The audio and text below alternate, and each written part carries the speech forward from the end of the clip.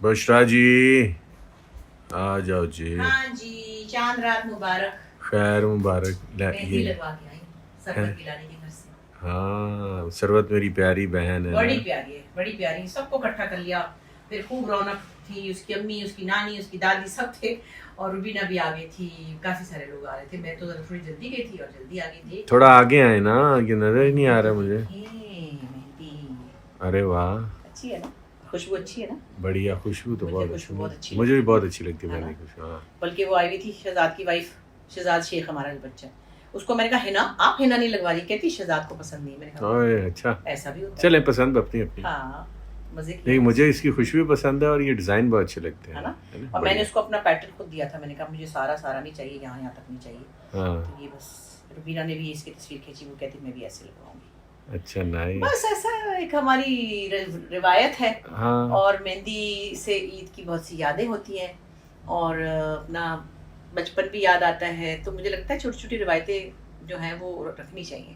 क्यों नहीं। उससे थोड़ी थोड़ी खुशी मिलती है ना। Yes. अगर आप कह रहे हैं दफा करो मैंने ये नहीं करना, मैंने नहीं करना, तो कोई पकड़ेगा तो नहीं आपको। मगर अपने आप को छोटी छोटी छोटी छोटी ट्रीट्स ये देनी चाहिए। नहीं, हमारे यहाँ लोग करते हैं, और हाँ, मेहंदी लगवाने का भी रिवाज है, चूड़ियां पहनने का हाँ, ईद पे हाँ। है रिवाज। बड़ी अच्छी एक ट्रेडिशन, जैसे सेवैयां खाने की। अरे अल्लाह, मैंने अभी शीर खुरमा भी बनाना है। शीर तो छुट्टी पे गया है, शीर खुरमा बनाना है। आपने खाना है? और तो और क्या, अच्छा ठीक है, बस तो बनाते हैं। काफी सारा दूध भी है, सेवैयां भी हैं, बादाम भी हैं, सब कुछ है। यस, इंशाअल्लाह। इंशाल्लाह। ईद मुबारक, चांद मुबारक। खैर उम्र।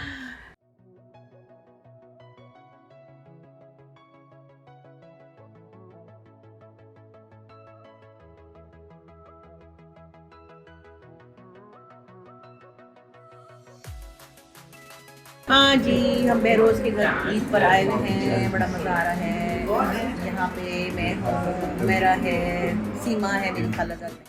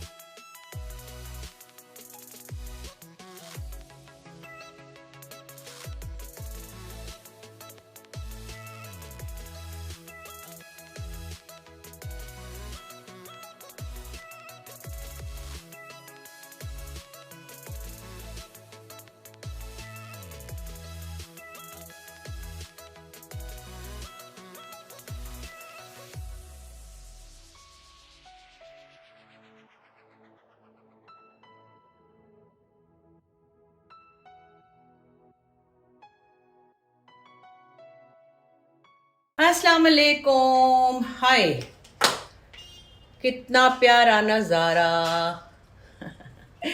ईद का चौथा दिन है। माशाल्लाह माशाल्लाह माशाल्लाह।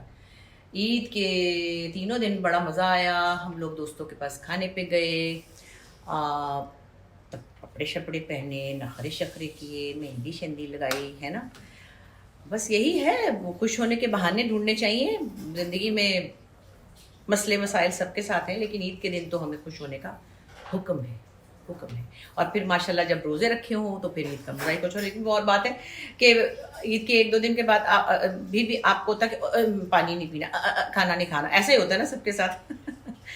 तो बहरहाल बड़ा मज़ा आया, बड़ा अच्छा रहा, और अल्लाह का शुक्र है हमारे बड़े ही प्यारे दोस्त हैं। हालांकि मेरी फैमिली लाहौर में है, अस्मा ने अपने घर में डिनर किया होता है, वो हमारी बड़ी अम्मा बन जाती है, क्योंकि अम्मी अब्बा उसके साथ रहते थे। तो जहाँ अम्मी अब्बा रहते हैं वो घर बड़ा घर होता है।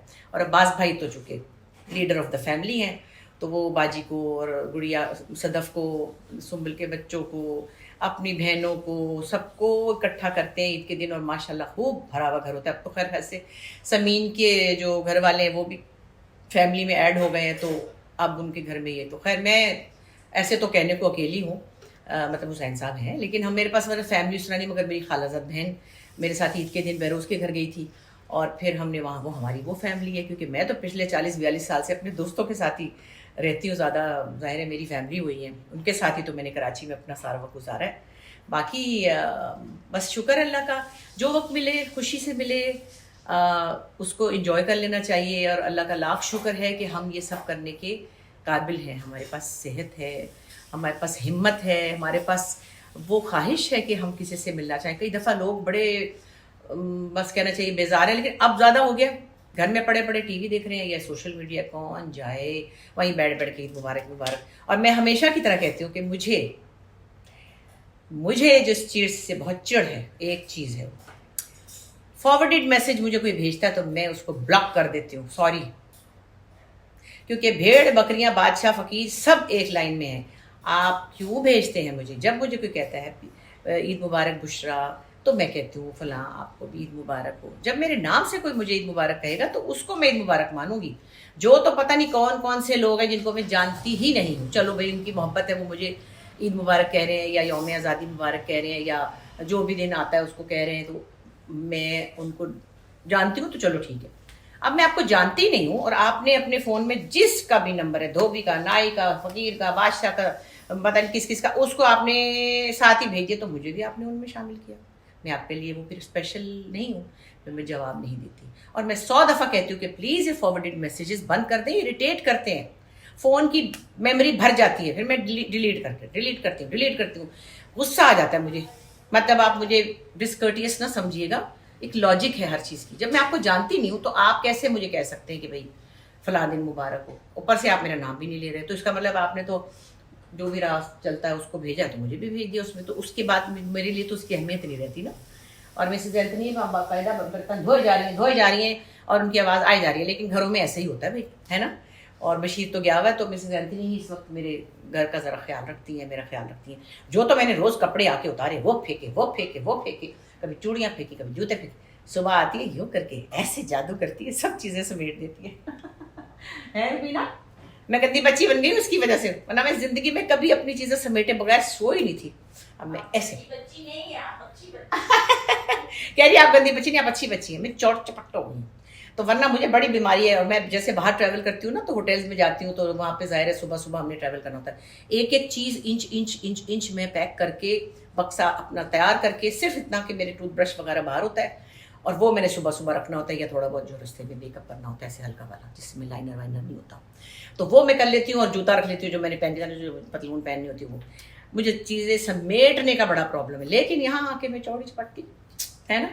तो बहरहाल बस अब मैं जा रही हूँ, आज बैंक खुला है, कुछ बैंक के काम हैं, फिर थेरेपी छोटी सी रह गई, मुन्नी सी, मतलब एक समझिए कि 10%, वो नीडलिंग कर रहे हैं हड्डी के अंदर, सुई जब लगती है ना तो पता चलता है कि मेरी आवाज़ इतनी ज़ोर की आ रही थी। तो एक हमारे वहाँ पे थेरेपी डिपार्टमेंट में एक बड़ी प्यारी सी खातून है, वो मेरे वीलॉग भी देखती है, बड़ी क्यूट सी, कहती है आपकी चीख सुन के मेरा दिल बुरा होता है। उनका है कोई बात नहीं, थोड़ी देर को वो, मगर उससे बहुत फ़र्क पड़ा मुझे नीडलिंग से हड्डी में, तो मुन्नी सी रह गई है।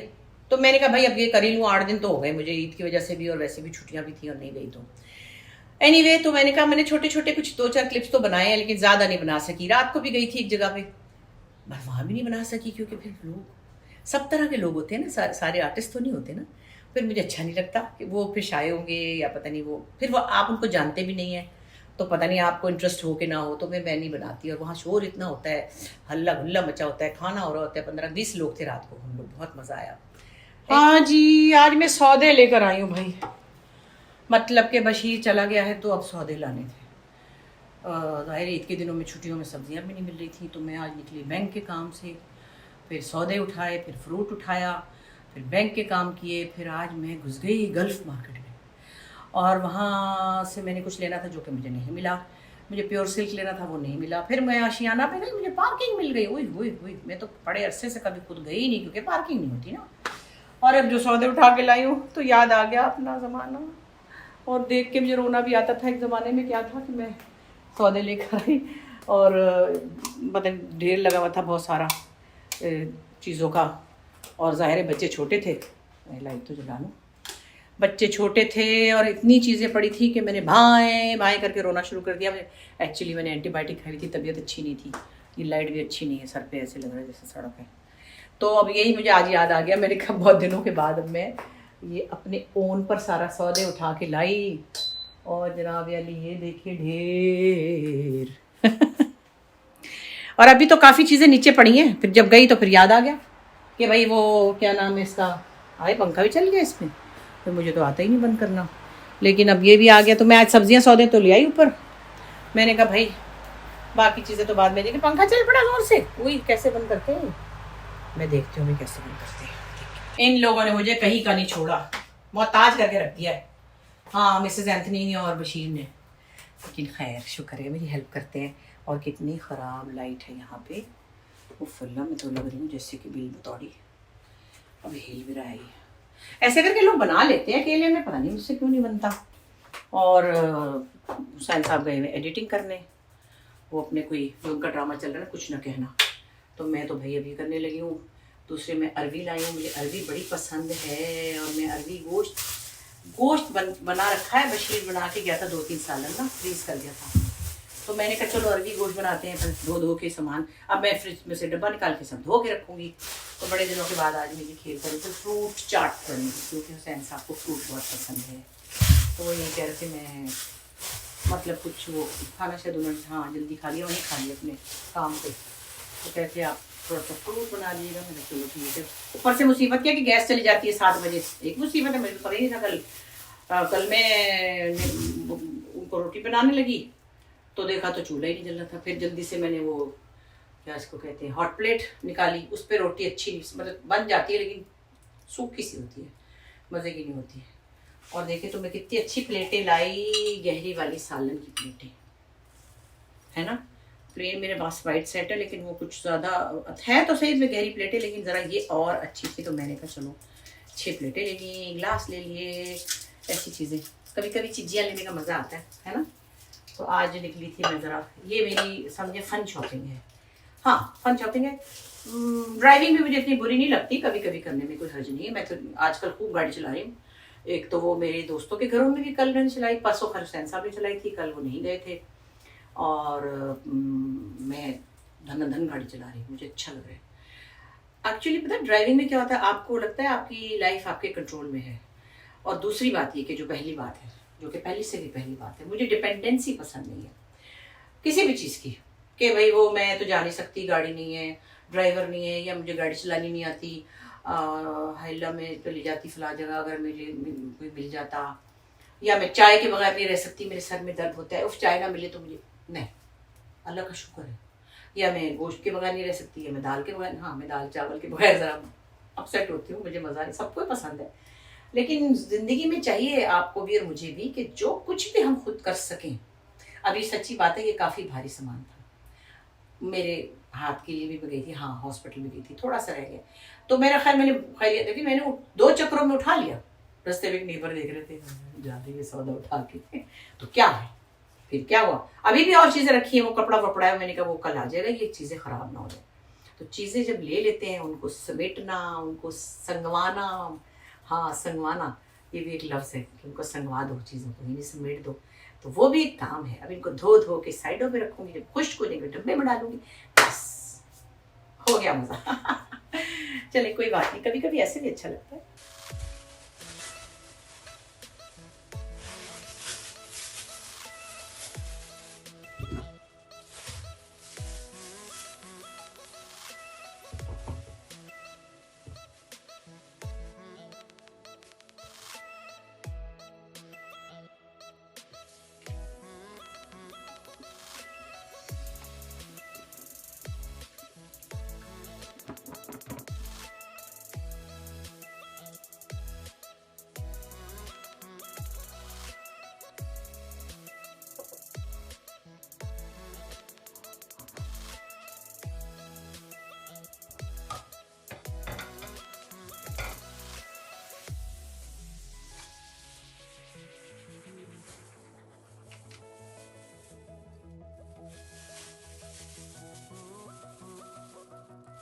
भाई मैं गंदी सब्जी नहीं रखती डब्बों में, ज़रूर सब्जी को पहले धोना चाहिए, जब वो खुश्क हो जाए फिर आप फ्रिज में रखें। सारे दुनिया के जरासीम पता नहीं कहाँ से आ रही होती है सब्जी, और पकड़ के हम वैसे ही मतलब अक्सर वैसे मैं देखती हूँ मेरी बेटियाँ भी ऐसे करती हैं, थैलियों में पड़ी रहती है वो। अब वहाँ पे भी तो आखिरकार पता नहीं कहाँ से आती है। और ये मशीन का बच्चा भी ऐसे दाल कच्चा, उसको भी मैं बड़ी दफ़ा कहती हूँ कि भाई तुम पहले उसको धो, उसको ड्राई करो, और फिर उसके बाद तुम क्या नाम है फ्रिज में रखो। अच्छा जी, अब ये हो गया, ये हो गया, ये अदरक है, ये टमाटर है भाई। ये काम भी भाई हम कर ही रहे हैं। पहले मैं बहुत करती थी और बहुत ही चुस्ती थी मेरे हाथ में।